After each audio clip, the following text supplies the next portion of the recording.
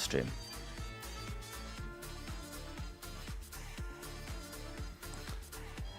Damn, I really wanted to... Oh, wait. That might be working, actually. I think I'm live on YouTube now. Okay. All it took was a little turn it on and off again. Just a little bit of panic and a little bit of turn it off and on again, and we got there.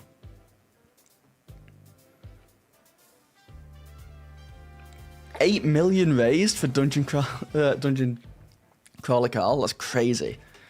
That... I do wonder...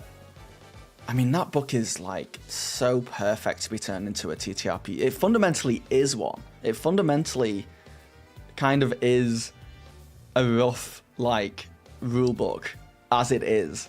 But I do wonder, because the Cosmic RPG, obviously, Brandon Sanderson's TTRPG, came out, also made millions. I can't remember exactly how much it made. And... there's a fan base there who are buying it, but I wonder how many of them actually get a chance to play it. Or play it often, anyway. But there's something about Dungeon Crawler Carl specifically where I'm like, yeah, that is... the target audience of that book is also TTRPG people.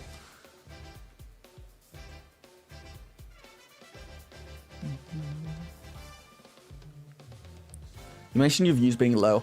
I know from this side I've only seen one of your videos pop up on my YouTube feed in the past few weeks. I was worried you stopped. I put out more videos. I panicked, so I put out more videos in like the past couple of weeks than I think I ever have done before, and my views just didn't change. I'm not like... it's me, you know, I need to make better videos. I think the audience just shifted what they wanted. And all the videos just weren't working anymore, which is fine. It happens. I think it's just part of being a creator online, that you just have to adapt. And if you get caught in that in the middle there and you don't adapt fast enough, it can just be very frustrating to figure out what's working. So that's kind of where I was. That's why you ring the bell only for... Yeah, the whole thing, like, subscribers have been low. Like, I'm stuck at, like, the 70k mark. But, once again, I do not want to seem like I'm complaining. Like, it's good.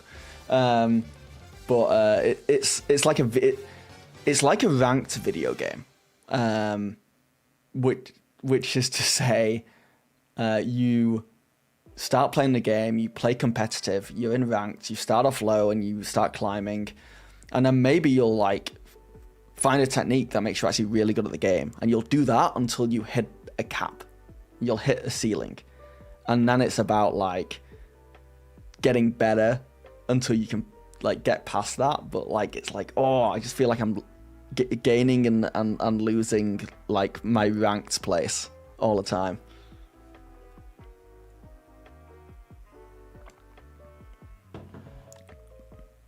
It's a busy month for you. Got all your videos on your watch later. Unfortunately, it's fine. I'm going to say the same thing I said to my parents when they found out I had a YouTube channel. It's like, don't go out your way to, like, watch me just to support me. Oh, what's that going to be? A 3. Yeah, it's a really good metric to know if, like, my thumbnails aren't good enough, or if my video topics aren't good enough, or if I'm not getting people to watch for long enough, is when no one watches the videos. I want to be in a world where, like, I make a video and like, it's just so good that YouTube's going to push it out. And if it's not pushing out, it's just not good enough yet. So, you've been hard stuck at 500, 600. What's that iron rank? Is iron rank low? I guess so. Yeah, it would be. Yeah, because silver. I just think bronze. I'd rather have something iron than bronze. 100% will watch. Just can't always do it within the first few days. Yeah. I'm just saying, don't go out your way to watch it just to support me, though. You know, watch it because you're interested in the video. If I put a video and you're like, I'm not that bothered by it, but I like the creator, don't watch it, because then I know that I need to create stuff that you do like. Hope and Fear, what's the next big book you are expecting Daggerheart to release? They did also, hey, Dragon. Dancing Press did another live stream just the other day, and I was watching it last night, and they were talking about adventures, and they were saying that they are planning adventure modules specifically. They almost said something. You could see they do that. They do it a lot. They're very good at it. They almost be like, well, we've got, I can't say that yet. And they did that. So they've got something planned with adventure modules for sure. So that'll be the next big thing after Hope and Fear. They also said that they have a GM screen coming to retail that you can buy separately. That's going to be different from the one in the limited edition Hope and Fear thing. So I'm excited to see what they do with the GM screens. Yeah, we'll see. But apart from that, we don't really know of any specific books coming out yet. Though we know the people working on books. Did I cut my hair? I did. Not personally. You're saying I look like I cut my own hair? Yeah, I got it cut. It was getting too long. I don't do well with long hair. Just the way it is.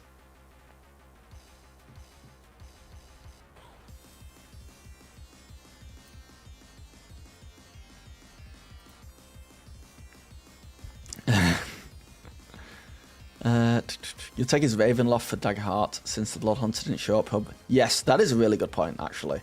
Thank you for the hype train. Thank you for the subscription, Smoking Lizard. I'm so sorry. I don't have my headphones in, so I'm kind of eyeballing it. Eyeballing my stream when stuff pops up. But yeah, thank you, Smoking Lizard, for the subscription. Yeah.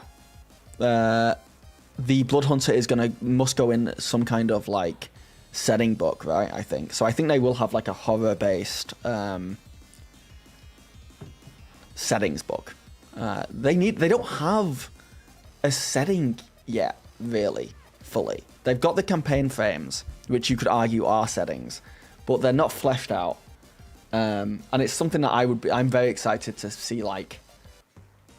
Honestly, it's what the Daggerheart world looks like in the designer's eyes, because it's definitely got its own world. It's definitely got its own vibe.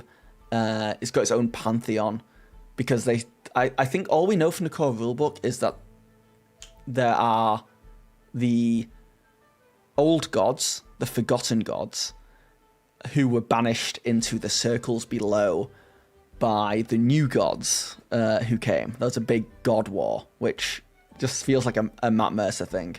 So then the old gods, the original gods, became the kind of devils and demons and sort of that more hellscape vibe. Not necessarily making them evil, but that's kind of the reputation they have. And then the new gods took over the Hallows Above and, became the new gods in heaven. And that's where the angels come from and all that stuff. And then there's faint divinities, which are demigods or mini-gods, of which there's probably hundreds of thousands of just little gods that are gods of all these little things. So there's that stuff in there, which is really interesting. So I'd love to see that part fleshed out more. Because apart from that, we don't really have much world building in the core rulebook, I don't think. It's more, you get into the campaign frames and they have their own rules and world, rules and world building in the campaign frames. But then sometimes the campaign frames don't feel like they match that core rulebook lore. So it's, I don't know. I don't know how you guys feel, but for me, it feels like there's an official Daggerheart world somewhere that we're not privy to yet. Maybe it started out like that and they changed it to campaign frames so you can do a little bit of everything, but we'll see. Alright, let me catch up on chat.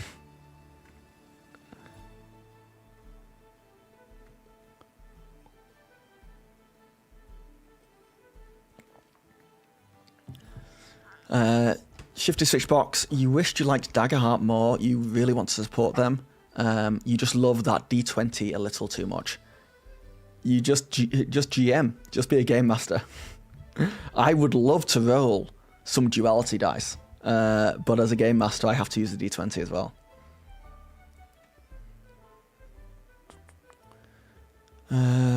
You assume it's a partnered third-party adventure, maybe something tied to Teldore. If they brought Exandria to Daggerheart in an official capacity, I think that would be a huge move. I actually think that is a bigger deal than like anything else they've done, because it just doesn't. I think Exandria only really exists. Actually, it's in other board games. They just brought out that familiar game, right, which is an Exandria world. But I don't know. Exandria is so tied to D&D for a lot of people that moving it over to Daggerheart would be like, okay, now we're not just starting something new. We're moving, you know. Have I heard of collaborative campaign design? I haven't, Bank. But is it just when a couple of GMs get together and make a campaign together? Or the players, you mean?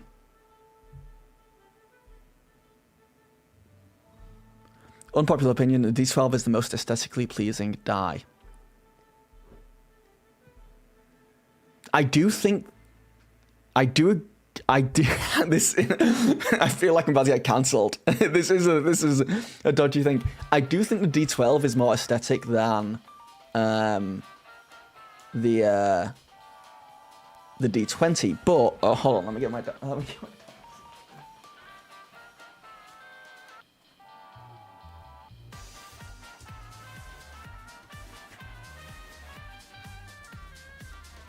Okay. I just discussed this with my dice set over there, and I actually like the D8. It's kind of just like got like a diamond thing going on. So there's that. But yeah, I agree. D12s are nice.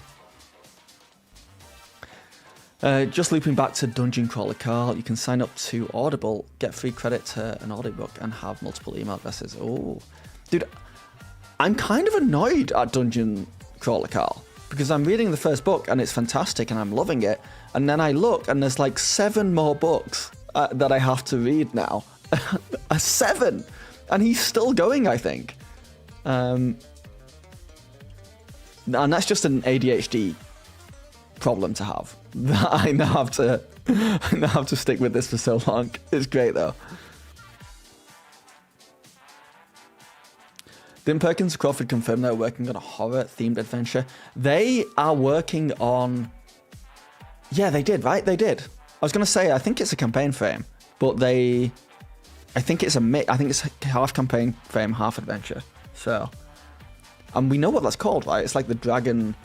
You create the dragon with your players at the start that you're going to fight, which is cool. I think that's what they said anyway. So you think they're making an adventure inside the world like Forgotten Realms? I don't know. I want them to, but I think campaign frames have been such a success for them, and making a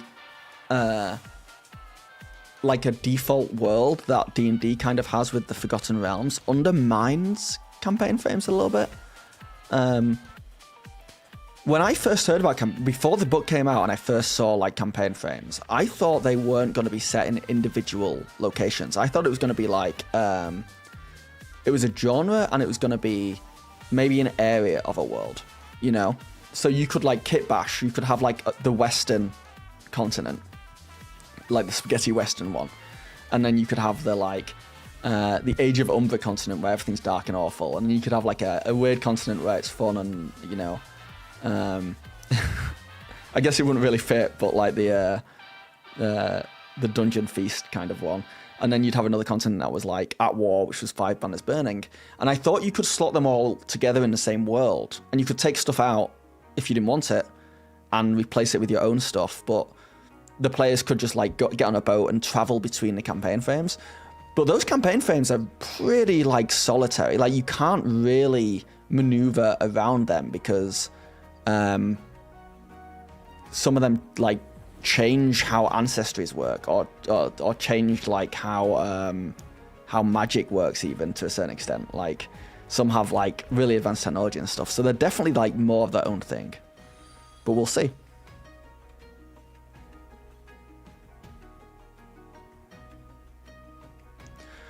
What skills did you get from Daggerheart GMing that will probably transfer to other games? Mine's probably player narrative input, the whole what do you see ordeal. Yes, I think that's changed a lot with how I would go into other games. I think it's just giving up control for me a lot more. Like GMing, right or wrong, led me down. Like I DM'd D&D primarily for years, and I had this idea in my head that I kind of had to be in control at all times, and that my players were and this isn't D&D's fault, it's the internet's fault around it. I got this idea early on in my head, and I know many DMs feel like this, that the players almost can't be trusted. Like they're gonna mess it up or something. And from the player's point of view, I do believe this. There is an idea that they don't have to put that much effort in. Like they just show up and they get told a story, they play a game, they roll some dice, and the GM is gonna handle most of this. And I think what Daggerheart's taught me is to not just include the players more, but lean on them more. They can help out, and also just have that conversation early on before, when people are like, "Oh, I would love to play a game." It's like, okay, just so you know, there is a little bit more buy-in from players. So like, if you don't want that, you won't like the game. But like, I will need, you're telling the story with me. Otherwise, it's not going to be fun for me. But yeah, there's that. There's probably a few other things. I think, you know what's such a funny small thing that Daggerheart has shifted me a lot? And this exists in other TTRPGs as well, but I really played around with it in Daggerheart the most. And that is, hold on, a 12, not bad, not bad. It is honestly combat. I now think combat is fun if you. This is risky. This is risky to say, but I believe it. I love throwing minions at my players just so that they can one-hit kill them in really cool ways. So now in combat, like, I'm now no longer thinking about how do I make like a really intense combat that is really going to push my players to the limit. I think about that sometimes for like big bad guys, but in general, I'm like, how can I like throw some obstacles in the way of my players' adversaries that they can just like stomp in really fun ways? Like the whole minion mechanic where if you do a certain amount of damage over, you kill more than one, and you could kill 2, 3, 4 even with one hit.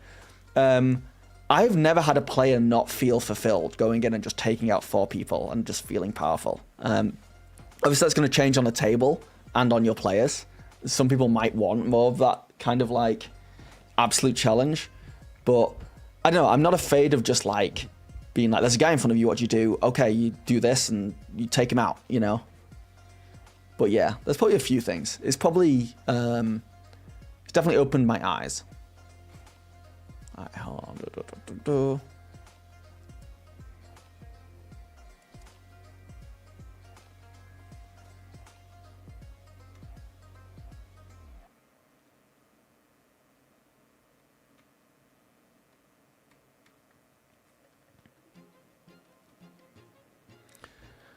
I'm sure there's sweeping rules in 5e, which was to make melee more area of effect. Yeah, there's stuff in there, but I would never have thought before of just literally throwing out like, I don't know, just cannon fodder.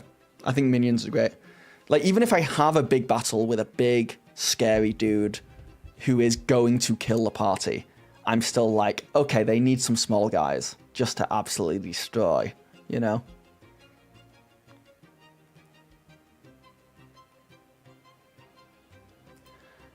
Let them take out a bunch of things, then roll a hit on a normal looking and respond with spending a fair gold. Yeah, it's definitely that. And I actually was making a video today talking about this because I had comments about Daggerheart combat being.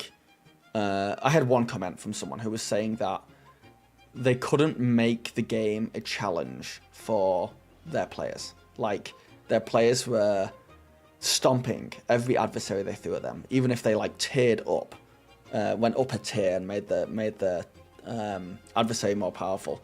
And I talk about this in the video, but I can talk about it briefly because it really was interesting to me, because I thought the same thing. When I first started Daggerheart, I would like grab a solo, and I would like a solo adversary, one that should be like some kind of like good fight for the party.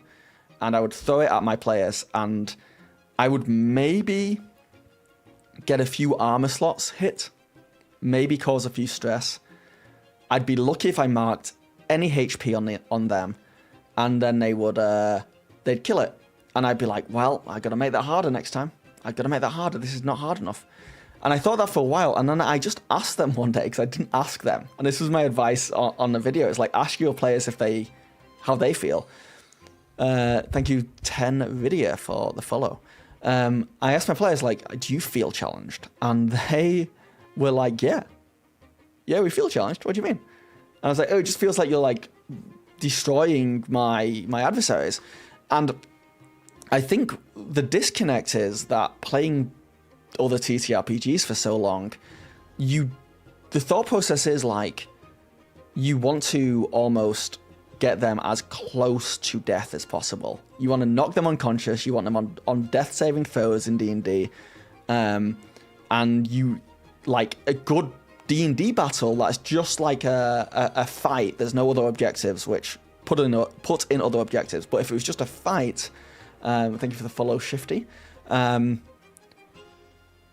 Yeah, if it was just a combat and the players were enjoying themselves, hold on, that was a subscription with Prime. Thank you. Eon Blue, thank you so much for the subscription with Prime. Yeah, even, let's say, yeah, in D&D, combat, I want it to be big. I just want it to make the players sweat and feel like it's been a big thing. There's no other objectives. My goal was almost like, I need to knock down like half the party, you know? I need half the party on death saving throws. Because in D&D, I knew they would come back from that. I knew it would be hard for me to get them to that point. And I knew once there, they still had to jump through hurdles to actually die, you know? They still had to roll a bunch of death saves, and the other players who were still up would have to not heal them, and then the combat would have to continue past, you know, what I was expecting for them to be in actual danger. So in something like D&D, you're really like pummeling them in combat. You're really going for it. So I think people think they need to do that in Daggerheart as well. But just the idea of like clearing a few resources in Daggerheart makes the players sweat. Like, if you can hit one armor slot, one HP, make them mark one stress, that's already awful for them, right? Because if they do a long rest, they can only recover 2 of those things. So they're still starting tomorrow weaker. And then if you do a second or third combat, suddenly it really panics players in a good way. Like, they feel challenged. And it's not because they're like losing a ton of health. It's because they're just, I guess they're always teetering on the edge of death in a way. Because like they have like a handful of HP points, and it just takes one direct damage move, right, to like wipe out half their health. You're only a few hits away from actually dying in Daggerheart. I feel like in other TTRPGs that's not the case. A lot of other stuff has to go wrong for you to be a few hits away from dying, but it's there. It can happen. So that's my vibe on it. And also, if you can choose the just go unconscious death move, but there's no safety net as far as like death saving throws or anything like that go. And I think most people, I might be wrong here, but I feel like most people are very tempted by the Blaze of Glory. They're very tempted. So there's this idea that they're only a handful of HP points away from death, and they're probably going to take the Blaze of Glory. So they're probably dead. I should stop saying death and die and dead on YouTube because it unalive is what the kids say.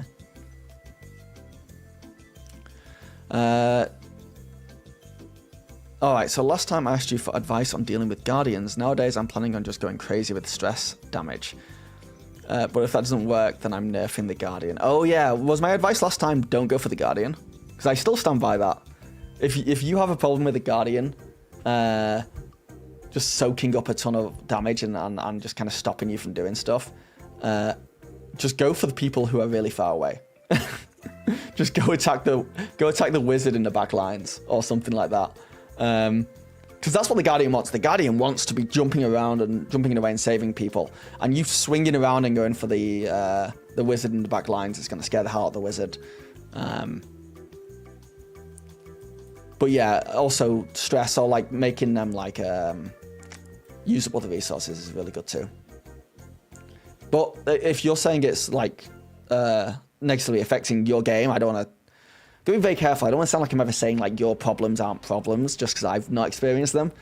I hope you figure out a way around that. That's not nerfing the characters though, because that can't be fun to do. Maya Vitala, hello, how's it going? Daggerheart combat is so much easier. I've never found a moment where players can go off, make a cup of tea while they wait for anyone else's turn. Yeah. Well, oh, Daggerheart combat is so much easier. You mean to just run? Yeah, I don't know. Have you guys had a character death yet in Daggerheart? Because that scared me.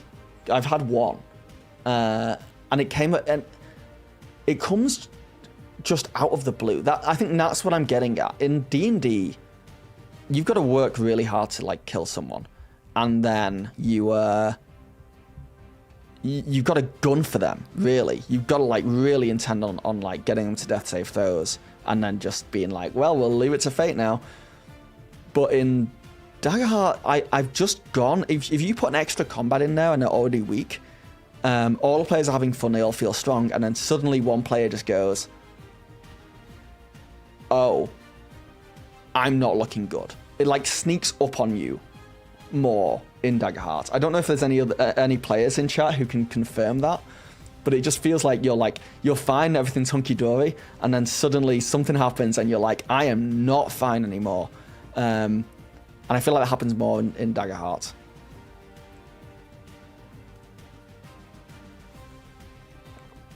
You have to do a death saving throw in your campaign, in your Daggerheart campaign, like the death move.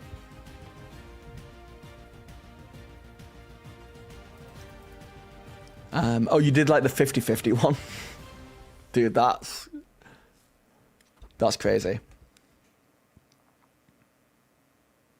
Asking again, how do you help your players change mentality from D&D where the GM asks for a roll and now they need to tell the GM what they want to roll? How do you help your players change the mentality from D&D where the GM asks for a roll and now they need to tell the GM what they want to roll?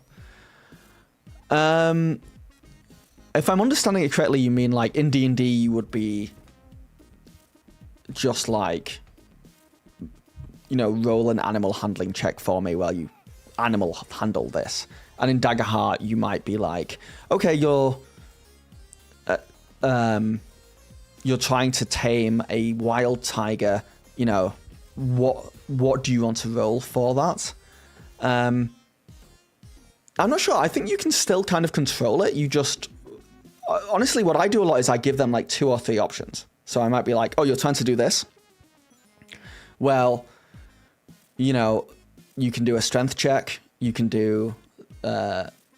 check isn't the right term. I've got to get out. You can do a strength roll. You can do a finesse roll, or you can do a knowledge roll to do this thing. Which one do you choose? And then they might choose their best one, and then you say, okay, how do you do that then? How do you use strength to tame this tiger? That's kind of how I get around that. I just give them a few options and they go for it. But I still don't, because you might also mean like you expect them to tell you what they're rolling and then they roll. I still like, I'm still in control in Daggerheart of when the players roll, if that makes sense. I still let them know when I want to roll from them. I don't let them handle that. But I don't think that's what you meant, but yeah.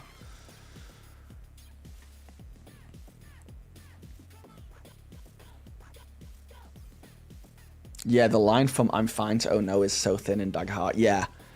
Yeah, so after I accidentally killed a player one time because the combat was feeling too easy, and I just spent a bunch of fear to turn up difficulty, and suddenly it just fell apart. It's like such a thin line.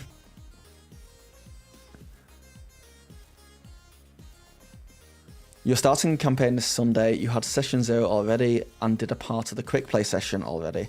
And I did it, and you played it before, but you'll be GMing this campaign. You're stoked. Oh, nice. How did you find the session 0?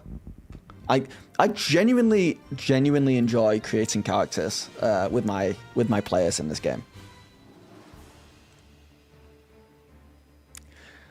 You had a Daggerheart death, but it's planned. However, in your Age of Umbra, you have a rule that they can only do the fall prone move and take a scar once. And the whole party has done theirs already. Ooh.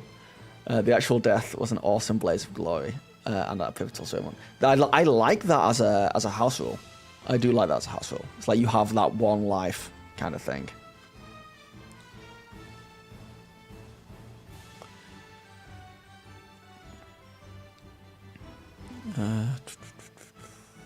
Yeah, the Daggerheart combat is so much easier to run. Keep a bunch of cool cinematic or horrific visuals in the pocket and fling them whenever you steal a turn with fear. Yeah.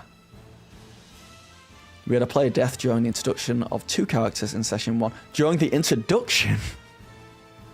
Due to an in-game misunderstanding, but they got saved. Oh no.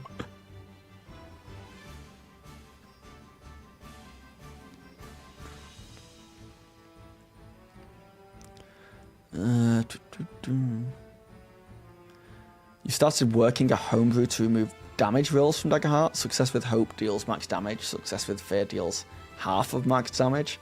Interesting combo. Do you guys not like rolling damage? And my players would have a fit if I took away damage rolls. I know it adds like time, but like I find Daggerheart quite fast in combat. But they love it. They love rolling damage.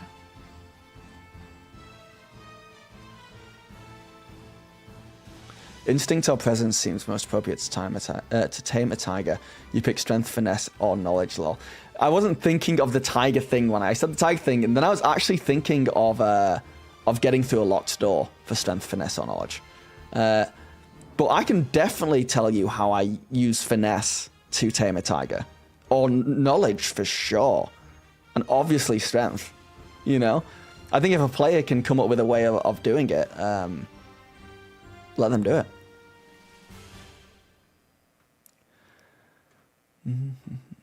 You're starting a new campaign soon where you do a session -1, where you all create the world together, but still I got some givens, things I want in your world. Oh, right. You'd pay big money for adversary and environment cards. I think you're getting them. I'm not sure if I would use them that much. Personally, the way I do it. I like these adversary sheets they're giving out, but I would want to be writing all over them, you know, if they were cards.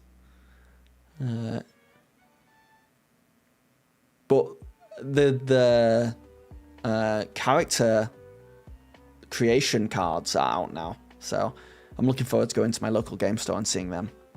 But once again, for those, I do think I will just buy another core rulebook if I wanted more cards. But I've also got in the habit of just printing them out and cutting them out and sleeving printouts.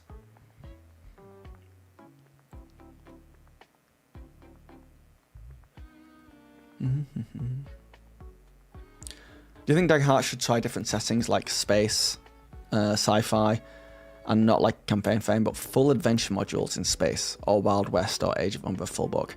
I would like to see the campaign frames fleshed out more, for sure. Obviously, we have that like motherboard sci-fi campaign frame as well. Thank you for the subscription. My eyes fail me. Lord Rameses. Thank you for the subscription. I don't think I think they should. I don't know what they plan on doing for world like setting books. I actually have no clue. Because I can imagine them choosing the campaign frames that are the most popular if they were going to make setting books and make setting books out of those. Or,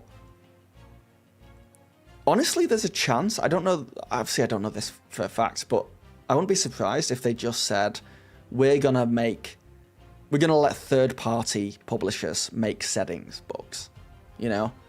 We're gonna keep Darrington Press's Daggerheart like clean, and then any books that come out are going to be like third-party books or partnership books, like the Dungeon Dudes book with them. I guess it's a perfect example. I forgot that was coming out.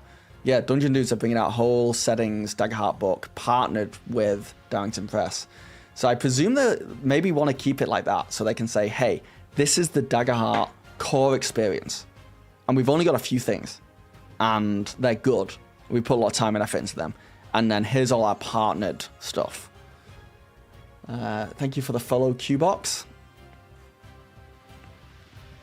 Thank you for the subscription, Qbox. Holy crap. Thank you, thank you, thank you.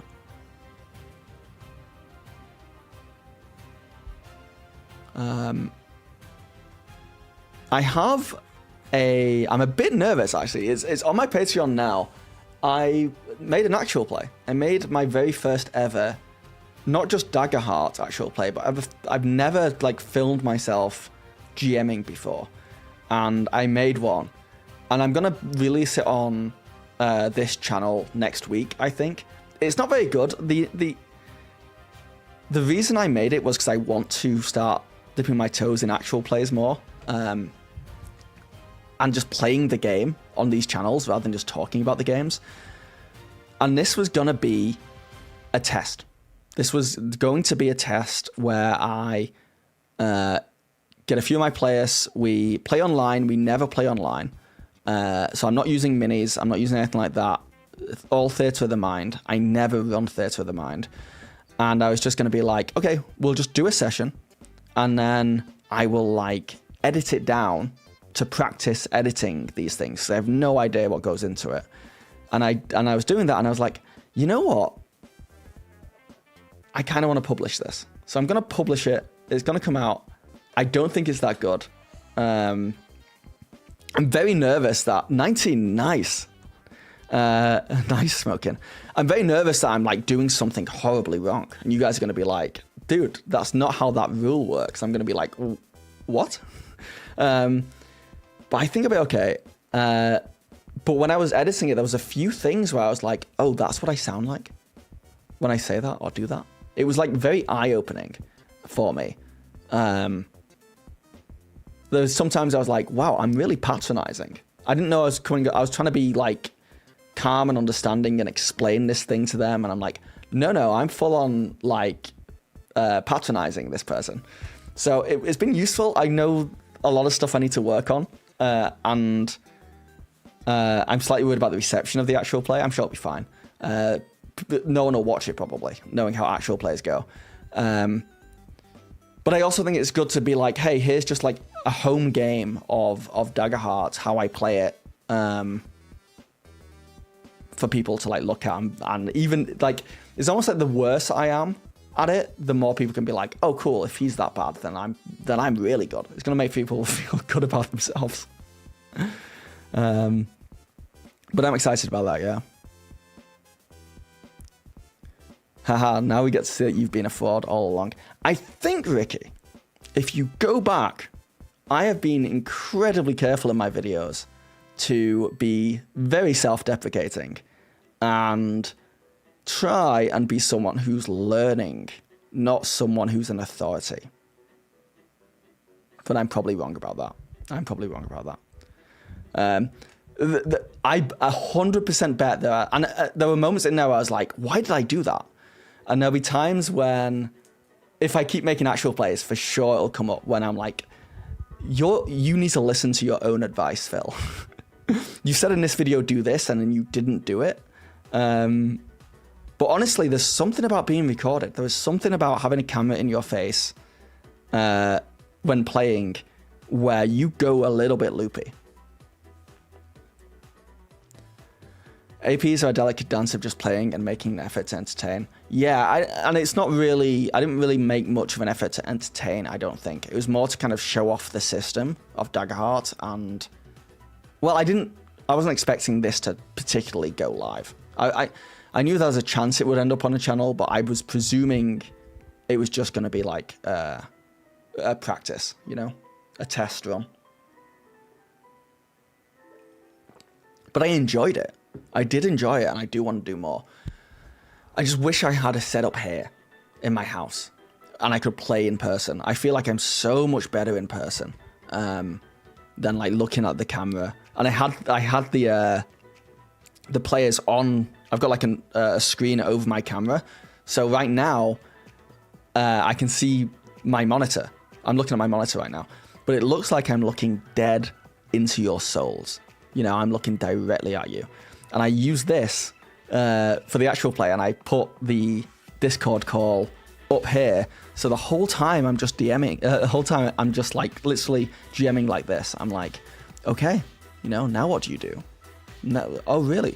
Okay, what's it look like when you do that? And I'm just looking dead down the barrel of the gun, which I don't know.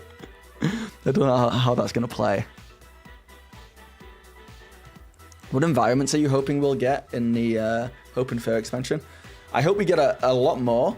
And honestly, I hope we get... I don't even know, because I've been making environments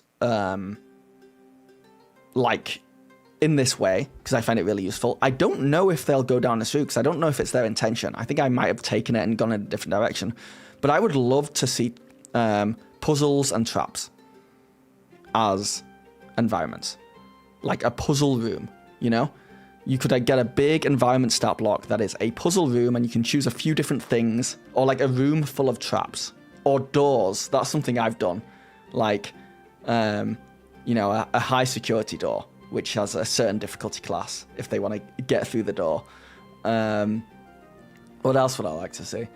Just little things like in the actual play you'll see, and I'm also putting it on my Patreon soon, I made a bar brawl environment. And there's a bar brawl that exists in the core rulebook, which I kind of built on.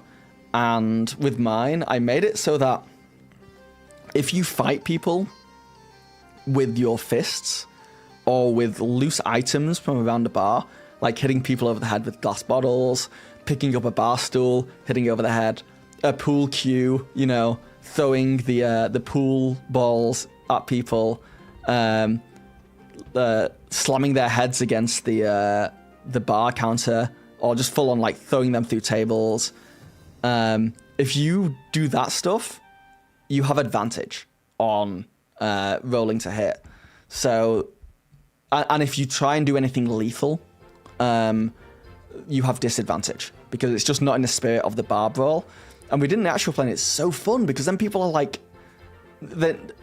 using their fists might not necessarily be the best thing they can do on their character sheet, but they'll do it, and it just feels like the whole party's like punching in this bar brawl, you know, biting people's legs and stuff. And that's kind of what I want. Like, it's like we're gonna shift the way the game is played to a specific like genre or like narrative thing, because the bar brawl is great fun, in my opinion. So yeah, stuff like that.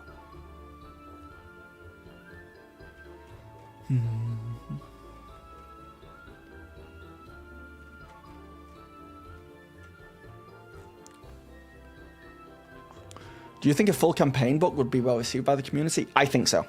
I think people would like a full campaign book. I just don't know if we'll get a full... Like, you mean like levels 1 to 10? Yeah, I think the community would love it. Do I think they're going to update the domain wheel in Hope and Fear to reflect the new classes? I think so. I think so. Because we're getting whole new domains, right? So...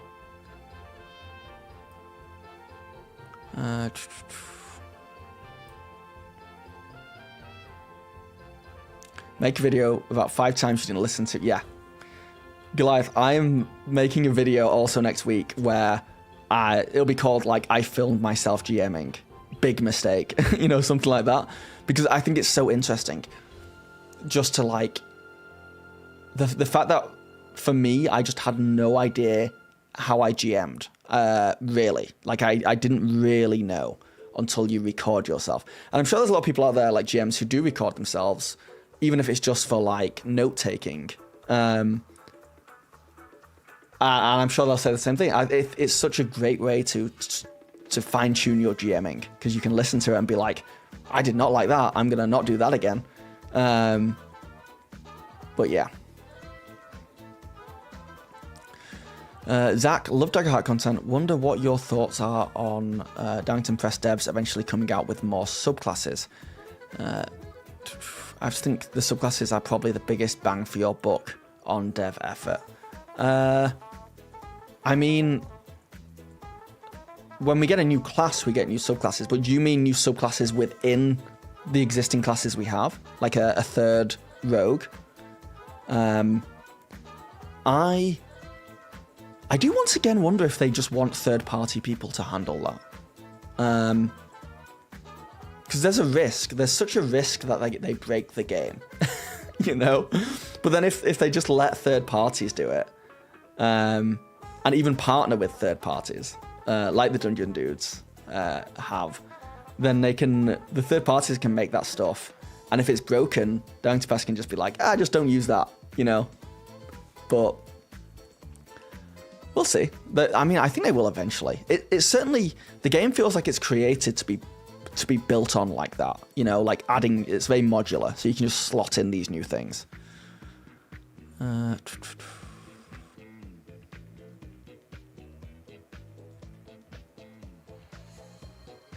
6. That sucks. You guys bad at rolling, I hear. Daggerheart GMing's been a pretty funny experience for you, as you've never actually played it. Never watched any actual plays either, just skim-read the book and dove right in. It's worked though. Yeah, how did you find that experience? That's, yeah, good. What is the screen you have to do that? It's a Elgato teleprompter. So when I read scripts for videos, it's what I use. Not as close as Rowan. Rowan? Oh, I can't say that. Not as close as Rowan in Darrington Press streams. Yeah, she gets like, hey, we're going to add things to the void when they're ready. It's honestly, there's a discomfort to how close she gets.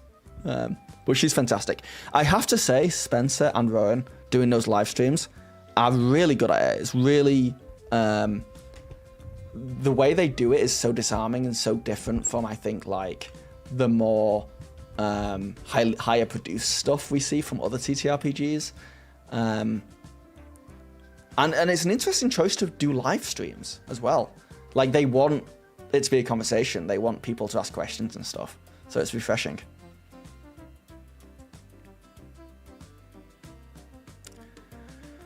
New DM style, ceaseless direct eye contact, yeah. It's my domain expansion. Never breaking eye contact. I can put my chat on here as well and just like read it off this screen, but I don't like it. I don't like it. You think the Chaos Cube could be turned into a puzzle? Just not sure how. Yeah, I love it. Made new communities, classes, and ancestries. Like we got energy beings, space pirates, and all that. Okay, you guys are just talking amongst yourselves. Oh, I'm sorry to hear that, Mitri. You're on a break now.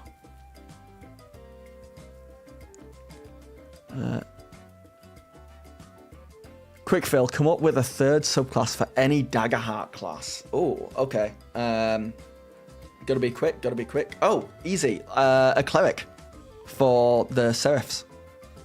Huh? Is that good? And they lean more into the healing side of stuff. Thoughts, concerns, Chris?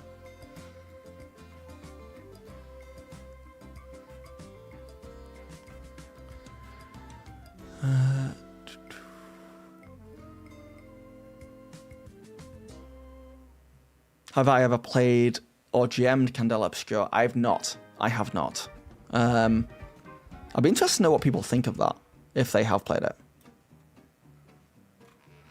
How would I run survival? In what sense, Sinner? Like a game based on just surviving? What are my thoughts on the next big drop for the Void? What would you like to see? New classes, ancestries? I mean, the adversaries are fun. I think the biggest drops we've had in the Void for me were it's when they drop a new class and when they drop a new when they drop those adversaries. That was nice because it's like I get to play around with that. Like adversaries and environments. As a GM, I get to play around with that, and it's something I can just take and put into my current game. Rather than having to like have the players create new characters or start new campaign frames or anything like that. But also we've not seen campaign frames in the Void yet.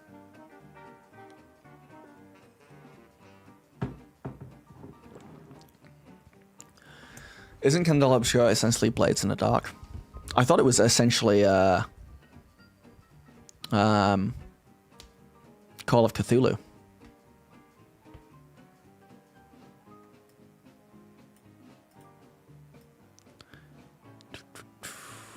Lean more into healing how Splendor Domain cards or deliver heals. It would be like their hope feature or something would just be like an extra boost of healing or something. Any tips for your session 1? You're implementing a sort of reputation system as well. Let's call them hope for good and fear for lesser results. Like if they make a bad choice, the world morphs around their path of fear, for instance, as well. Like if they choose the fear path too often, which they won't know, of course, the world will take a more dark setting. Interesting. My tip for session 1, Qbox, is you sound like you're actually quite experienced in TTRPGs in general, so you should be good. But go simple. With Daggerheart, for me personally, and everyone's going to be different, I have all these flights of fancy where I'm like, I'm going to make a whole reputation system. I'm going to do all this. But the best time I've had at the table is sitting down with nothing. And just what do they say in the core rulebook? Play to find out. As a GM, play to find out. So I don't like the idea of how, if you do this, and this could happen, this. I'm more just like, let's find out what happens. But I get that I'm pretty special in the old brain chemistry department, and lazy as well. So you might not agree with me there. I have tried transformations. I did a campaign with a werewolf, and in the actual play one shot, one of the players took the ghost transformation without telling me, but I didn't give him instructions either way, so he just went on. He was new to the game, he went on demo playing, it was there, he just took ghost. I like transformations a lot. I don't like how, if you go on demi playing, I don't know if people are using demi playing, I don't like transformations as a standard thing that anyone can do at character creation. I really think it has to suit the genre, and it has to be at the GM's discretion. But I think they're cool. I think they're well balanced because they really have these benefits and negatives. And I think I really would like to run a campaign where there is what are the transformations? Werewolf, ghost, vampire, demigod. Maybe not the demigod one, but certainly run one where it's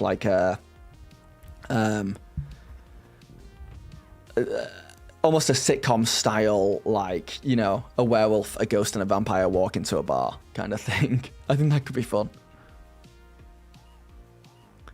Love to get an alchemist also. I would love to see an alchemist in Daggerheart. I would love it. Yeah, I forgot about that. Yes, I would love to see an alchemist. That's so true.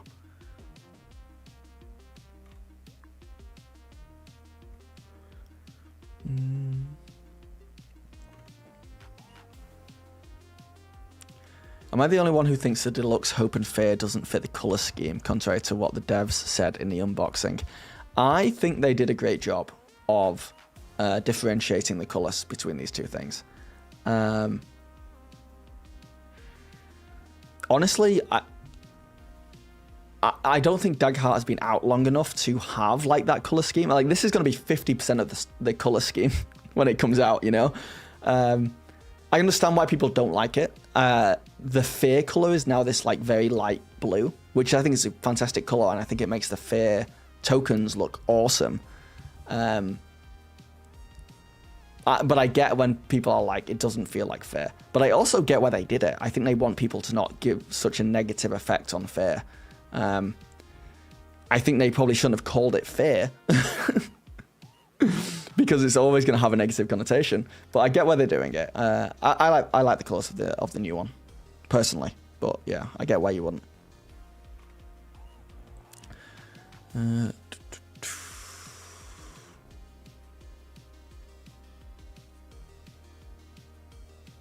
Oh, I see what you mean about survival, inventory management, and all that stuff. Honestly, like, there is a very basic survival mechanic in Daggerheart already, which is just stress.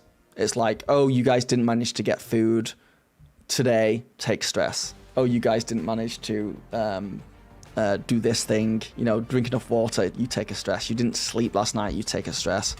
You kind of have a little bar there, which is like, you know, hunger, warmth, thirst, like all those things that you get in like survival video games.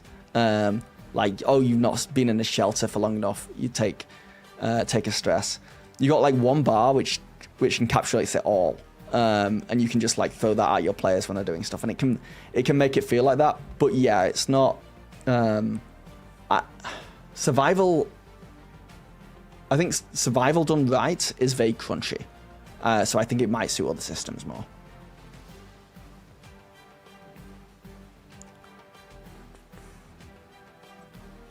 How long does combat run for me? For you, it's 2 hours. I think, depending on the combat, anywhere between, for me, 20 minutes to like an hour, I would say. I've had some that have gone longer. I've had some that have gone shorter as well. But I think in the grand scheme of things, compared to other TTRPGs I've played, combat's much faster for me in this. And if I really wanted to, I could like get like a 30-minute combat.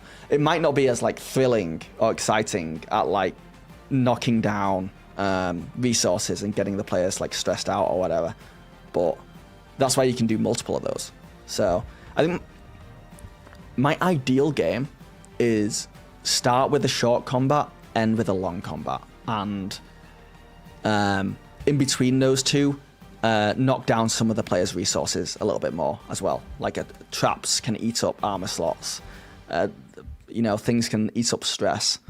That way they're a little bit tender when they make it to the final combat. But I know it would not be weird for me at all to do like start with like a very quick 20-minute combat where it's just a bunch of minions and like it's just a back and forth and it's over pretty fast. Move into like a midpoint 30-minute combat and then end with like an hour combat, you know. Darren, hi. I just saw this going on and jumped in. I love that you're doing all this Daggerheart content. Oh, 1 second. Sorry, my wife's messaging me. And it's food related. No, it's not. No, it's not. It's there's a jelly cat, like stuffed toy thing, and she's asking if she should get it. I'm just gonna say yes.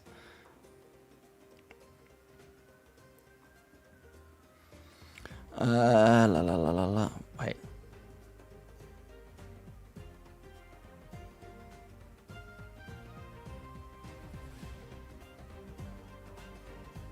Hold on.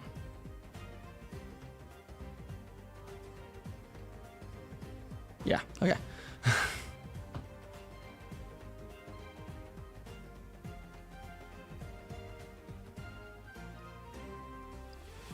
All right. But yeah, welcome in, Darren. Walden, you're starting a new campaign. One of your players has selected Juggernaut Brawler. I'm not super familiar with the Void classes. Do you have any input on working with a Brawler? Yeah, they are pretty strong. Brawlers are pretty strong. I have played 2 games. 2 one-shot... Sorry, one shot on like a small like mini campaign, like 4 sessions, with players who are playing Brawlers. And they're super fun. I love them. I'm very happy to have a Brawler as a GM. I enjoy seeing them pummel my adversaries into submission. But I would say, like, make sure all the other players are aware that the Brawler is so good. Because if you have like another martial class on the playing field, I do think they might feel a bit left out when the Brawler is like hitting someone 7 times in a row. And at my table, it's fine. Like the other players were like cheering on the Brawler. You know, it's being a fan of each other. Some tables might not like it that much. I do think the Brawler is going to get nerfed when the book comes out in August.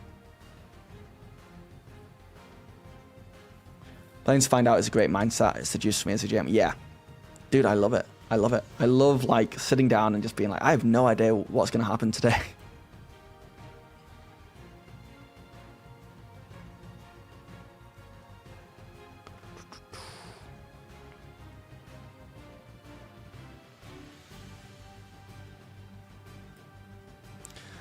What is your more expected or want to play campaign frame for Hope and Fear? I do want to do the, but I don't know if it's campaign frame or if they're making it a separate thing. But the one that Chris Perkins and Jeremy Crawford are working on, where you create like this dragon at the start with your players as the big bad, would be fun. I would love to see. We talked about earlier. I don't know. I don't think they will do it, but I'm a big fan of Exandria as a world, the Critical Role campaign 1, 2, and 3 world. I played a lot of D&D set in that world. I would love to revisit that world in Daggerheart. So I would love something like that. But really, campaign frames. What makes campaign frames so juicy is mechanics added to it. So they could do like a survival, or whatever. They could do like a survival campaign frame where they added survival mechanics to it. I'm trying to think what other fun mechanics could be added. You know, like in Beast Feast, where it's, oh, you can, you know, cook monsters and they give you benefits. That kind of thing. I'm trying to think what would be a fun campaign frame, something like that.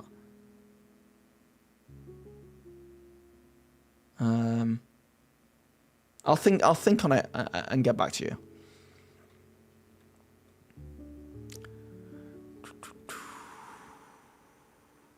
Success with Fear idea, you succeed, but a minion adversary appears. That's good. If you don't have anything to think of, like in the moment, if you're like, what do I do? They rolled with Fear, but succeeded. Having a minion pop up and then have them instantly kill a minion is like a good out, you know? If you really like are stuck. Have I done a dungeon crawl in Daggerheart? How do you handle dungeon turns that you'd get in other RPGs? I haven't done a straight up dungeon crawl, but the way that I've dealt with like there being no initiative, and it's worked really well, is the countdown timers. So, you know, if I don't want the players doing unlimited things, I just put a countdown timer and say, every time you take an action, this is going to tick down. And when it reaches 0, something bad is going to happen. And that way it feels like the players are like doing stuff in real time. It's like they have to make everything they do really count. Because if they succeed or fail, you know, they've only got 7 actions they can do before, you know, the bad thing happens. So that's kind of how I got around that. I don't know how you'd throw it on a dungeon crawl where you really are like hero cresting it and being like, okay, you know, you go down that corridor, you go down that corridor kind of thing. But there's definitely something there. I think countdowns are a great answer to like the lack of initiative. And you can always just go into initiative in Daggerheart outside of combat. You know, you can just go around the table, for example. Like the big thing Daggerheart does, I guess, is the who's in the front, like who's leading this right now, and doing group checks is a great way to do stuff like that as well. Okay, GM, thank you for the subscription. 5 months you've been subscribed. Holy crap. And Traumatized Fish, thank you for the follow. All right, Silence, have a good one.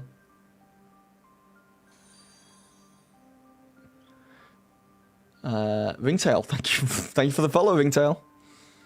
The juice isn't worth the squeeze if you have to work so hard to make a game. Do something. Oh, okay. You guys are still on the survival stuff, I think. Does the Brawler's combo mechanic take as much time as it sounds like it would with all the rolls? Not if... Yes, for the first time you do it. The first couple of times while you get used to exactly what's happening. If I'm being completely honest, I have found that my players have been unlucky when they've rolled for Brawlers. So they're not rolling that often. They like get an extra roll or 2 if they're lucky. And it's just like, they're just rolling it. You just add it up. Yeah, I don't think it takes... there's other stuff in the game that will take longer, for sure. Other abilities and stuff.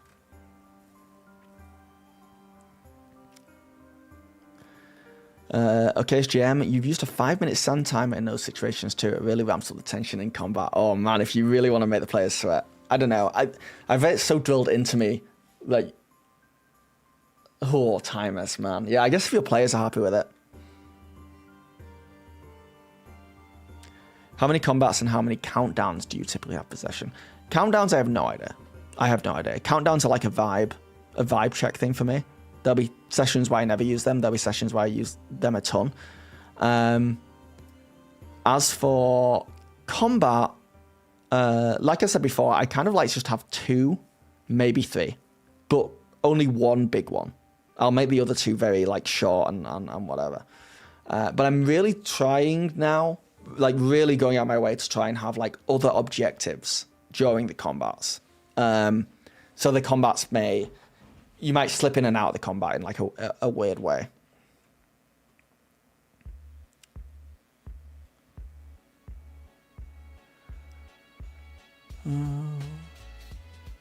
You only played 1 game of Daggerheart, but you found the combat really weird.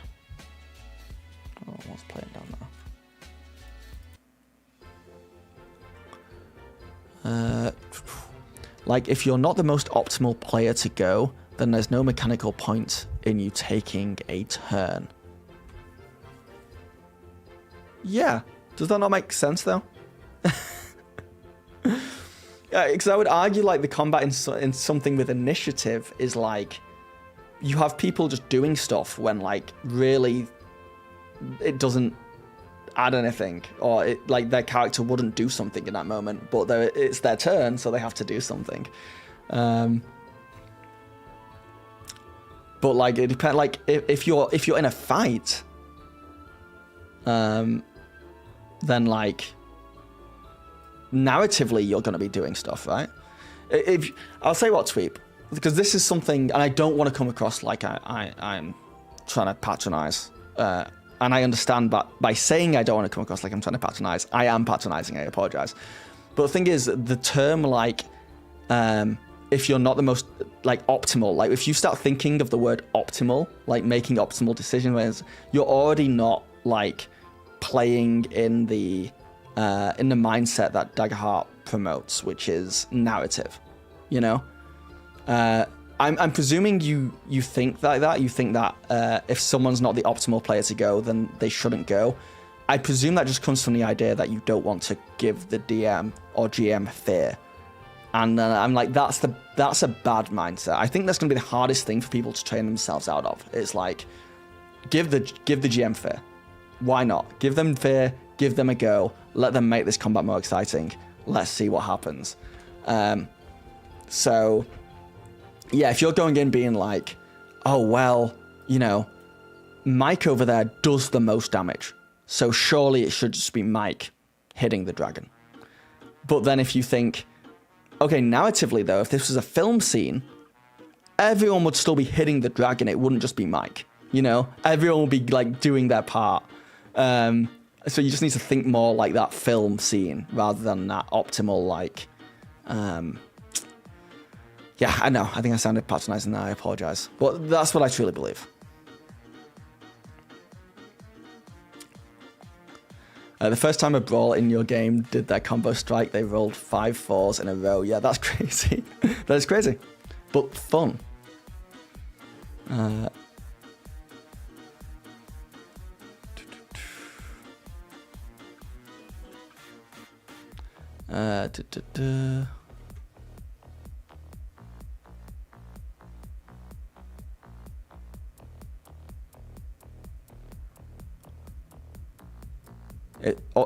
And it's also more likely to roll hope than fear.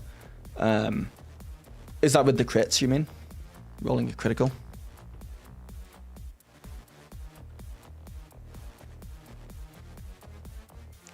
It doesn't happen. If one of your players isn't doing much, you'll throw a bruiser at them. Yeah, the GM has a lot of power. I mean, in any game they have a lot of power, but... certainly in Daggerheart, you can do a lot to like spur things on and manipulate the situation.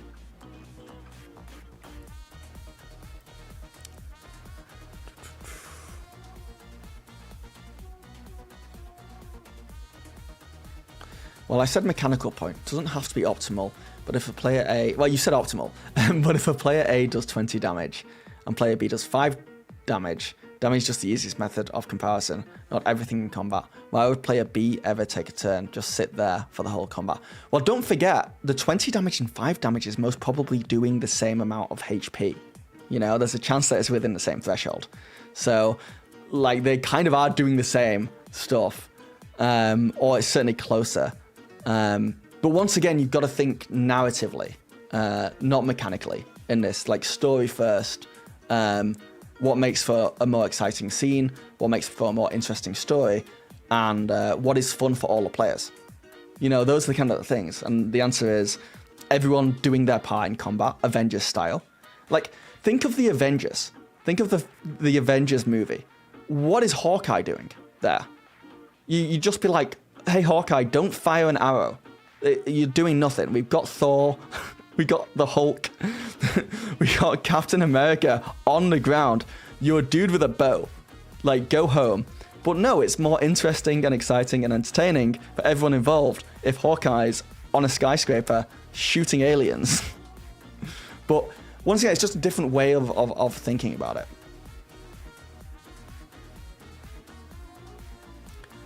You waited over an hour to take a turn in D&D.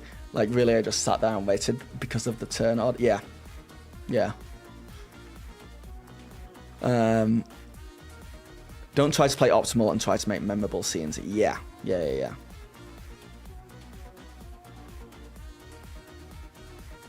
What do you think is the biggest gap in core Daggerheart that you are most excited that Hope and Fear is fixing? I would like more environments. I would like a lot more environments. I burnt through the environments in the core rulebook so fast. So more environments would be great. Adversaries too, to an extent, but more environments. And I don't think Hope and Fear is going to fix anything. I really think it's an expansion, you know? I can't imagine it fixing any big issues, but we'll see. It would be nice to get more advice on how to communicate with your players about this, what we're communicating now, you know, about like, about talking about like, let's create narrative, memorable scenes. This is collaborative storytelling. Getting more advice in the book would be nice about how to communicate with your players and get everyone on the same wavelength. Because it's difficult, especially when people have been playing other TTRPGs so long that work differently. It would be nice to get like, I guess, tools in your arsenal to describe this. Like in my last video when I was talking about, you know, don't think about combat like you get to go, but if like players can keep going, but if they roll with fear or miss, the GM gets a turn. Instead, think of it like a back and forth. And if you succeed with hope, the GM misses. There you go. I think I suck at explaining that. I do know that, but in my mind, it really makes sense and really clicks. And when I get players to understand that, it really clicks with them as well. They're like, okay, that does actually help a lot. But yeah, we'll see what they do. Trying to win versus trying to collaborate on a story. Yeah, I mean, there is that. There is that. And I don't blame any players for like coming in and being like, I want to win. I think it's a very natural thing. And I do think there's like still aspects of that in Daggerheart that can be like played up, you know? I sometimes think the adversarial GM is a fun GM, right? But yeah, it's definitely like a lot of the stuff I see online that's anti-Daggerheart is from players who just don't want to play like that. They'd rather play adversarially. They'd rather play optimally, mechanically, and they'd rather win, but then lean into the storytelling side. And like, there's nothing wrong with that, but there is a level of like, that's not this game. It's not this game. It doesn't make it a bad game, you know, because it's not your play style. It's just a different kind of game than you would normally prefer. It doesn't mean you can't have fun in the game either. You can still have fun in the game, but you've got to be aware of like what the game is trying to do, you know? Very good comparison. Poor Hawkeye. Yeah, and you know, Hawkeye was doing crap. I feel bad. Hawkeye was doing stuff up there. But yeah.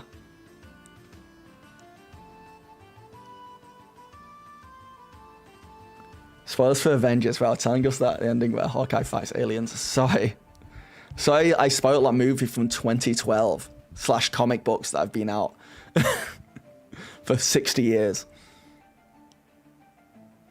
Does Daggerheart actually have pre-made campaign modules? It has campaign frames, so no is the answer to that. Traumatized, not yet at least. Not first party. In the last stream, they were talking about it, and they're trying to figure out how to do it. Like, make like a campaign module, make like an adventure module. Because it's hard, because Daggerheart is so... it's so like... player-facing, like collaborating with the players, create the world with your players. And it's also so play and find out, like we talked about earlier. It's so like... okay, we're going to start here, and we can build out like the starting section, like in campaign frames, but we're going to play to find out where we end up when we get to level 10. We're going to like go through the motions. We're going to let hope and fear pull us left and right. And that is so different to what campaign modules traditionally do, where they are so much more linear. Yeah, I don't know. I just think playing Daggerheart and trying to stick to a campaign module, it means, and this happened in D&D all the time as well. I never finished a campaign module anywhere near where the book finished. I always went off on my own adventures. But with Daggerheart more than anything, you're gonna end up in the most random places that you never thought of until that moment, and you will have created it with your players. And yeah, campaign modules just aren't really tuned to that playstyle currently.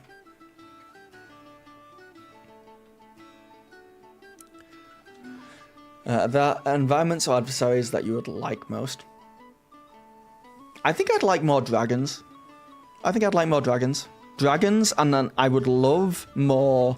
I don't know if they'll do it just for like space reasons in the book, but for like bigger solo enemies, I would like environments specifically linked to that enemy.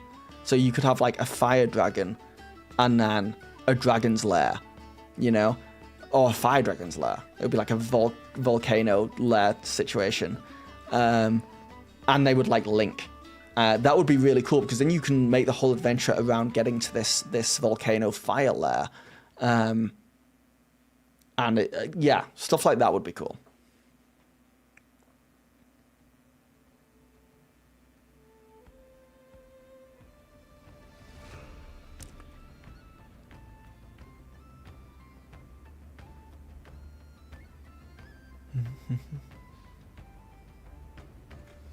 Oh.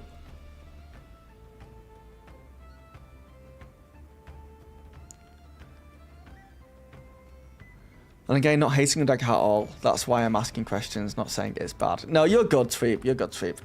Yeah, don't start an argument. From my point of view, it can seem there are a lot of people out there in bad faith still. Like, genuinely, I still see it all the time in my comments and stuff when I make a Daggerheart video, and they're like, "Huh, the system's not good though." Like, you know, I'm just like, well, I'm playing it and I'm enjoying it. So I don't know what you want from me. Like, you don't like it and it's fine. Can't we just... Don't click on a Daggerheart video if you hate the system. So I go in defense mode pretty fast when people come in and just like criticize the system.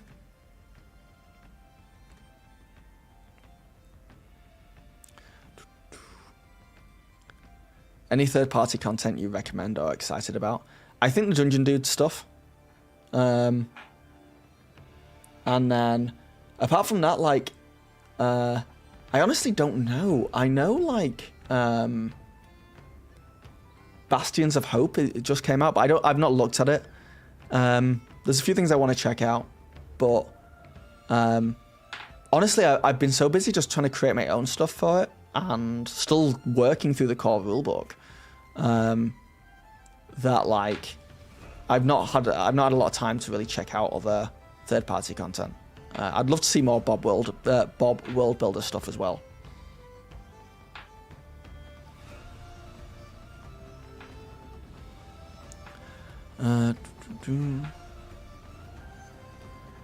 Not throwing shade, but I think your table just needs a bit more game time. That is a huge thing as well. Yeah, it can take a while to... I say a while, it can take a little bit of time to click. How to like GM and play Daggerheart.